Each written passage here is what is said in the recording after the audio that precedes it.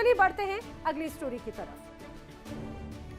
अब world now में आज हम जिस दूसरी खबर की बात कर रहे हैं वो सीज फायर की है। सीज फायर के आड़ में उस दंगल की तैयारी हो रही है जो दुनिया को अलग मोड़ पर लाकर खड़ा कर सकती है। जी हाँ, दुनिया इस वक्त एक ऐसे मोड़ पर है जहां शांति का शोर तो सुनाई दे रहा है लेकिन सतह के नीचे युद्ध की आग झुलस रही है।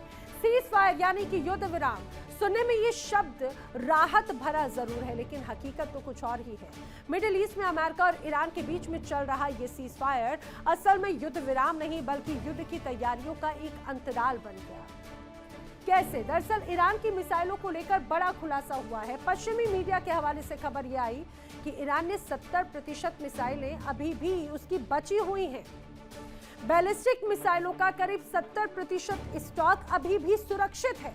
इतना ही नहीं, करीब 60% मिसाइल लॉन्चर्स ईरान के अभी भी सुरक्षित हैं और ईरान की जो ताकत है ड्रोन बेड़े का भी करीब 40% हिस्सा अभी भी सुरक्षित है। समझिए, ये रिपोर्ट दावा कर रही है और ये इसका दावा इसीलिए और भी ज्यादा हैरत में डाल देता है क्योंकि अमेरिका और इजराइल ने तो बड़े हमले किए पिछले कुछ वक्त में और दावा किया कि ईरान की पूरी लीडरशिप खत्म, ईरान की सैन्य ताकत खत्म, ईरान के मुख्य अड्डे खत्म। और पिछले साल से अभी तक कई मर्तबा ऐसे हमले हुए। एक तरफ अमेरिका ने सुरक्षा के लिए जॉर्डन में एयर डिफेंस सिस्टम को पूरी तरह से बदल दिया, थार्ड और पैट्रियट मिसाइलें तैनात कर दी। अब आपको सैटेलाइट तस्वीरों की लोकेशन भी आपको दिखाते हैं, उसके माध्यम से आप समझ पाएंगे। दरअसल जॉर्डन में अब आसमान से आने वाले हर खतरे को रोकने के लिए हाई टेक कवच तैनात कर दिया गया है और ये देखिए, ये तस्वीर आपकी टीवी स्क्रीन पर जो है। एक्सपर्ट्स मानते हैं कि ये जो तैनाती है ये सिर्फ सुरक्षा नहीं है बल्कि ईरान को सीधा संदेश भी है कि अब अमेरिका किसी भी हमले का जवाब देने के लिए पूरी तरह से तैयार है। देखिए, ये सैटेलाइट इमेजेस हैं और ये अमेरिका का एक तरह से डिफेंस का एक बहुत बड़ा मैसेज है। स्पुतनिक की हालिया रिपोर्ट सामने आई, सैटेलाइट से मिली एक्सक्लूसिव तस्वीरों ने मिडिल ईस्ट की नई तस्वीरें पेश की। जॉर्डन के रेगिस्तानी इलाकों में जो हलचल देखी जा रही है उसमें ये है वो तस्वीरें। आप देखिए, यहाँ पर आपको ये सैटेलाइट इमेजेस जो नजर आ रही हैं, आपको ये जो बड़ी बड़ी मशीनें नजर आती हैं, थार्ड और पैट्रियट हैं। ये थार्ड और पैट्रियट, स्पुतनिक की ये रिपोर्ट, सैटेलाइट से मिली एक्सक्लूसिव तस्वीरों ने मिडिल ईस्ट की नई तस्वीर को बदलने की कोशिश की। जॉर्डन का ये रेगिस्तान का इलाका है जहां पर हलचल नजर आई और जब जांच हुई तो पता चला किसी बड़े खतरे की आहट है। ये अमेरिकी सेना ने बहुत गुप्त तरीके से अपने एयर डिफेंस सिस्टम को शिफ्ट कर दिया क्योंकि ईरान से आने वाले हवाई हमलों का खतरा अभी भी टला नहीं है। खुफिया एजेंसीज के इनपुट के बाद में अमेरिका ने अपने सबसे आधुनिक थार्ड और पैट्रियट मिसाइल सिस्टम को रीडिप्लॉय कर दिया है और ये साधारण सी तैनाती नहीं है, समझिए, ये एक ऐसी डिफेंसिव वॉल है जिसे भेदना ईरान के लिए अब बहुत मुश्किल हो गया है। अमेरिका का मकसद तो बिल्कुल क्लियर कट साफ है, ईरान अगर हमला करता है तो उसे हवा में ही मार गिराया जाए। लेकिन क्या ईरान चुप बैठा है? जवाब है बिल्कुल नहीं। ईरान ने अपनी जमीन के नीचे दबी मिसाइल सिटी के दरवाजे खोल दिए। आज हम आपको बताएंगे सीज फायर के पीछे दोनों देश आखिर क्या बड़ा खेल खेल रहे हैं। आपको अब ईरान की तरफ की एक नजर डालते हैं। इंटरनेशनल मीडिया की एक रिपोर्ट बताती है कि ईरान ने इस सीज फायर के वक्त का इस्तेमाल किया अपनी क्षमता को बहाल करने के लिए, टाइम बाय किया। ईरान की उन मिसाइल सिटीज की तस्वीरें अक्सर सामने आती रही जो हमने वर्ल्ड नाउ के जरिए भी अपने दर्शकों तक पहुंचाई, जो पहाड़ों के अंदर बनी है। अब वहीं से हथियारों को बाहर निकाला जा रहा है। जी हाँ, ईरान के सीने में छिपा एक ऐसा राज जो दुनिया की सबसे बड़ी ताकतों की नींद उड़ा रहा है। पहाड़ों के अंदर जमीन के सैकड़ों फीट नीचे तैयार हो रहा है एक परमाणु किला, नाम है पिकेक्स माउंटेन। दावा है कि ये साइट इतनी सुरक्षित है कि दुनिया के सबसे खतरनाक बंकर बस्टर हथियार भी इसे छू तक नहीं सकते। सवाल ये, क्या ईरान कोई बड़ा खेल खेलने की तैयारी में है? दरअसल पिकेक्स माउंटेन ईरान का परमाणु किला है। पिकेक्स यानी कि कुएं कोलांग गाजला, जो बेहद गुप्त न्यूक्लियर साइट मानी जाती है। नतांज न्यूक्लियर कॉम्प्लेक्स के पास में पहाड़ के अंदर निर्माण इसका एक तरह से किया गया है और समझिए करीब 300 फीट गहराई में, 300 फीट गहराई, कितनी ज्यादा होती है। 300 फीट गहराई में हाईली सिक्योर्ड बंकर एक तरह से तैयार किया गया। अब दावा किया जाता है कि बंकर बस्टर बमों से भी सुरक्षित स्ट्रक्चर है इसका। इतना ही नहीं, इसका निर्माण हाल ही में शुरू नहीं हुआ, इसका निर्माण तो ईरान 2020 से कर रहा है, कंटिन्यू 6 साल होने को आए हैं। अब जो हाल ही के हमले हुए, उन हमलों के दौरान काम और भी ज्यादा तेज हो चुका है। अब शक जताया जा रहा है कि ये जो इलाके हैं, या तो ये यूरेनियम स्टोरेज है या फिर गुप्त एनरिचमेंट सेंटर है। अब IAEA को अब तक दरअसल इसका एक्सेस नहीं मिला, इसीलिए इस पर आशंका ज्यादा जताई जाती है। अब सबसे बड़ा दावा क्या है? सबसे बड़ा दावा यह है कि जो साइट है वो बंकर बस्टर बम से भी सुरक्षित है। यानी अगर अमेरिका अपनी ताकतवर बमों का भी इस्तेमाल कर दे, बमों के अलावा मिसाइलों का भी इस्तेमाल कर दे, तो भी इस सिक्योर्ड किले को पूरी तरह से तबाह करना आसान नहीं होगा। अमेरिकी खुफिया एजेंसीज का आकलन बहुत ज्यादा चौंकाने वाला है। जंग के कई हफ्ते बीत चुके हैं, लेकिन इसके बावजूद ईरान अपनी सैन्य ताकत का एक बहुत बड़ा हिस्सा भी बचाकर बैठा है। उसे बहुत ज्यादा कुछ खोया नहीं है। इतना ही नहीं, युद्ध विराम के दौरान ईरान ने गुफाओं में छिपाकर अभी भी करीब 100 और मिसाइल सिस्टम्स रखे हुए थे, जो अब बाहर निकाले हैं। और ये क्या दर्शाता है? ये दिखाता है कि ईरान न केवल अपना नुकसान कवर कर चुका है, बल्कि अपनी ऑपरेशनल क्षमता को 60% तक पहुंचा भी चुका है। तो फिर से हमले के लिए ईरान एक तरह से तैयार है। ये युद्ध की तैयारी सिर्फ ईरान के अंदरूनी सुरक्षा के लिए नहीं है, समझिए इसका सीधा असर है वैश्विक अर्थव्यवस्था पर। हम बात करें हॉर्मुज स्ट्रेट की, ये दुनिया का वो समुद्री रास्ता है जहां से दुनिया का सबसे ज्यादा तेल गुजरता है, समझिए। अब एक्सपर्ट्स मानते हैं कि ईरान की जो सैन्य क्षमता है अब वो इतनी ज्यादा बढ़ चुकी है कि वो हॉर्मुज में जहाजों की आवाजाही को ठप कर सकता है। 1980 के दशक में ईरान ने इराक युद्ध के दौरान यहाँ पर बारूदी सुरंगें छिपाई थी, लेकिन आज तकनीक बदल चुकी है। आज ईरान के पास में ऐसे ड्रोन और ऐसी मिसाइलें हैं जो इस जल मार्ग को नो गो जोन में बदल सकते हैं।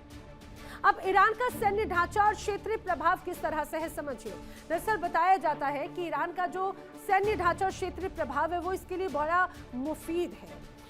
2 मुख्य हिस्से हैं। एक है सैन्य संगठन, जिसमें नियमित सेना है, आर्टिश जिसे कहा जाता है, पारंपरिक युद्ध करने में ये माहिर है और सीमा सुरक्षा में एक तरह से उनकी तैनाती होती है।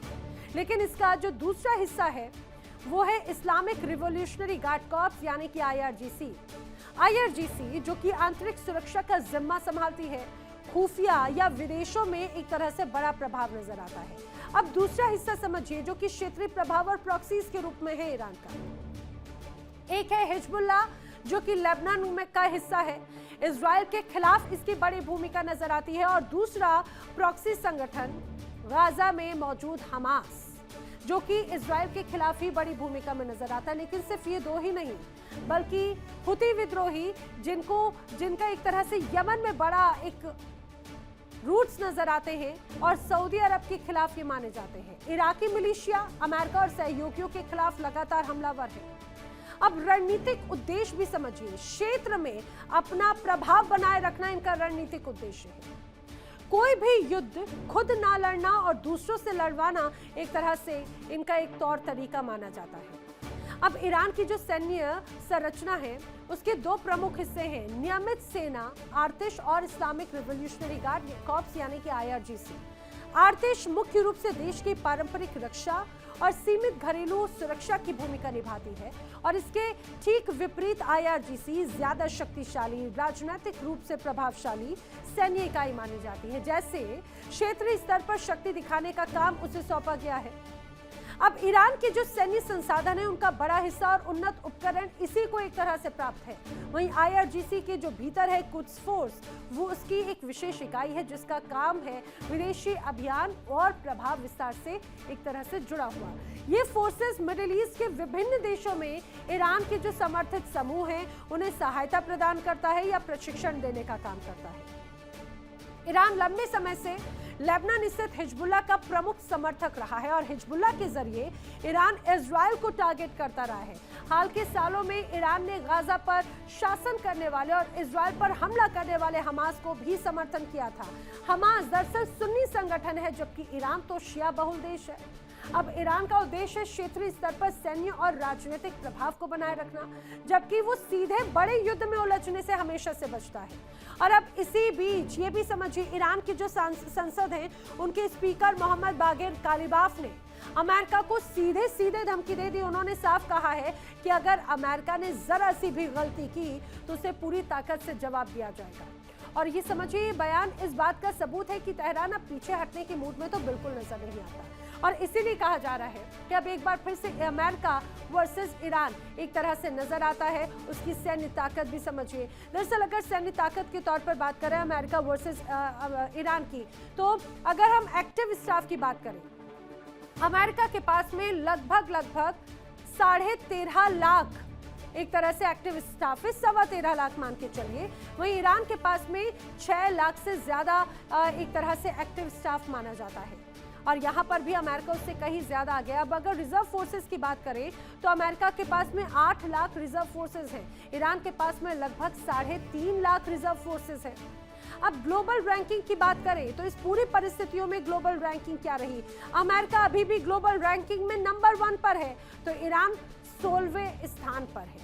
अब रक्षा बजट का भी जिक्र कर लिया जाए, इसमें कोई शक नहीं, अमेरिका चूंकि सुपर पावर है, सबसे बड़ा है, अमेरिका का रक्षा बजट और ईरान के रक्षा बजट में भी बहुत बड़ा अंतर नजर आता है। अमेरिका वर्सेस ईरान सैन्य ताकत और रक्षा बजट का फर्क भी समझिए। करीब 900 अरब डॉलर सालाना अमेरिका का रक्षा बजट है। वहीं अगर ईरान की बात करें तो ईरान का लगभग 10 से 25 अरब डॉलर एक तरह से इसका रक्षा बजट माना जाता है। अब सेना की संरचना अमेरिका और ईरान की अगर बात की जाए तो अमेरिका की स्वैच्छिक सेना जो कि हाई ट्रेन प्रोफेशनल फोर्सेस में मानी जाती है, और ईरान के पास में अनिवार्य सेना सेवा के तौर पर अगर देखा जाए तो वो भी 18 से 24 महीने ही एक तरह से मानी गई। अब हवाई ताकत जिसके दम पर अमेरिका ने बड़े हमले किए, अमेरिका के पास में 13,000 से ज्यादा एयरक्राफ्ट हैं, दुनिया की सबसे ताकतवर एयरफोर्स में एक तरह से एयरफोर्स में से मानी जाती है। और ईरान के पास में मात्र 500 एयरक्राफ्ट हैं, और वो भी पुरानी तकनीक के। तो अमेरिका से वो कई गुना ज्यादा ना सिर्फ एयरक्राफ्ट की संख्या में पीछे है, तकनीक के लिहाज से भी बहुत ज्यादा पीछे है। लेकिन नौसैनिक शक्ति के बारे में समझिए, अमेरिका के पास में 11 एयरक्राफ्ट कैरियर हैं जो चलते फिरते सैन्य अड्डे माने जाते हैं। ईरान के पास में फास्ट अटैक बोट्स हैं, स्वाम अटैक रणनीति है। मिसाइल और ड्रोन में अमेरिका जहां पर MQ-9 ripper drone, RQ-4 global hoc और RQ-11 रेवन पैट्रियट और थर्ड इंटरसेप्टर मिसाइलों से लैस है, तो ईरान 2000 किलोमीटर तक मार करने वाली बैलिस्टिक मिसाइलों से लैस है। ईरान ने शाहिद ड्रोन अमेरिकी सेना के लिए बड़ा खतरा एक तरह से बना दिया है। ईरान के पास में 2000 से 3000 मॉस्किटो फ्लीट्स हैं जो अमेरिका की चिंता बढ़ा देती है। अब जमीनी युद्ध रणनीति भी समझिए, अमेरिका की रणनीति में एडवांस टेक सैटेलाइट सिस्टम्स भी, हाईटेक वॉरफेयर भी शामिल है। तो ईरान चूंकि पहाड़ी इलाकों की एक तरह से उसकी खासियत है, तो पहाड़ी इलाकों के साथ साथ गोरिल्ला वॉरफेयर के तौर पर रणनीति का इस्तेमाल एक तरह से करता है। पिछले 6 सप्ताह से अमेरिका और इजरायल के हमलों ने ईरान के परमाणु ठिकानों को नुकसान पहुंचाया और उसकी सैनिक क्षमता को कमजोर कर दिया। लेकिन विशेषज्ञों का कहना है कि ईरान की जो पूरी ताकत है, उस पूरी ताकत को केवल इन हमलों से पूरी तरह से समाप्त नहीं माना जा सकता। सैन्य इतिहास और सिद्धांत के एक विशेषज्ञ की अगर माने तो ईरान की आधुनिक सैन्य संरचना, उसकी तकनीकी क्षमताओं और अंतर्राष्ट्रीय सैन्य गतिविधियों को समझना या अनुमान लगाने के लिए जरूरी है कि युद्ध में अब आगे आखिर क्या हो सकता है। ईरान सीधे युद्ध से ज्यादा शैडो वॉर में माहिर है, और यानी एक ऐसा युद्ध जो खुलकर तो नहीं दिखता लेकिन असर बहुत ज्यादा गहरा छोड़ता है। अब क्षेत्रीय मिलिशिया का इस्तेमाल, समुद्री रास्तों पर दबाव या साइबर अटैक और अचानक जवाबी हमले, यही वजह है कि अमेरिका और इजरायल के हमलों के बावजूद ईरान पूरी तरह से बैकफुट पर अभी तक आया ही नहीं। देखिए इंडिया डेली 24/7 अब आपके स्मार्ट टीवी पर। इंडिया डेली मौजूद है सभी डिजिटल प्लेटफॉर्म पर लाइव और लगातार।